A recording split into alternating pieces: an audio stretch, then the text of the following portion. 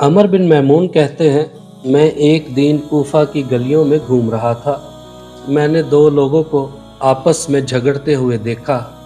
میں نے پوچھا، معاملہ کیا ہے؟ ایک کہنے لگا، میرا ایک دوست میرے گھر آیا تھا، اس نے بکرے کی سری کھانے کا شوق ظاہر کیا تھا۔ میں خرید لایا اور ہم نے پکا کر کھا لیا۔ میں نے اس کی ہڈیاں دروازے پر سجا دیں تاکہ خوبصورت لگے۔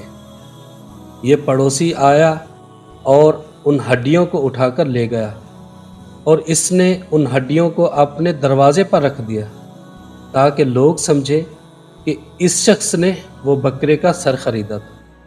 اس واقعے سے لگتا ہے کچھ چیزیں کبھی نہیں بدلی۔ پرانے لوگ بھی شاید آج کے لوگوں جیسے ہی تھے، انہیں بھی دکھاوا پسند تھا۔ وہ بھی چاہتے تھے کہ لوگ سمجھے کہ وہ خوشحال ہیں۔ آج بھی یہی کچھ ہوتا ہے، بس انداز بدل گیا ہے۔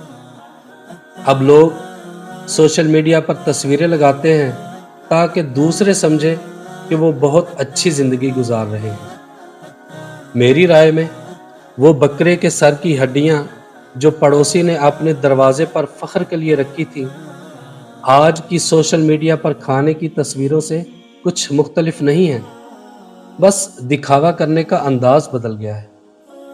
کتابوں کے ساتھ کافی کی تصویر علمی دکھاوا ہے، تو سالگرہ کے کیک کی تصویر جذباتی دکھاوا ہے۔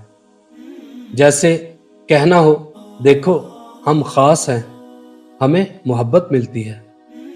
پہلا پڑوسی اپنی چیزوں پر فخر کر رہا تھا، لیکن دوسرا پڑوسی اس سے بھی 4 قدم آگے نکل گیا۔ وہ دکھاوا بھی کرنا چاہتا تھا اور جھوٹ بھی بول رہا تھا۔ آج بھی ایسے لوگ موجود ہیں۔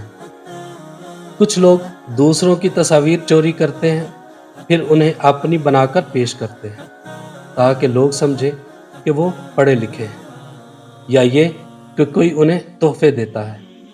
اصل میں یہ سب پڑوسی کے سر کی ہڈیاں چرانے جیسا عمل ہی ہے، بس دکھاوا کرنے کا طریقہ بدل گیا ہے۔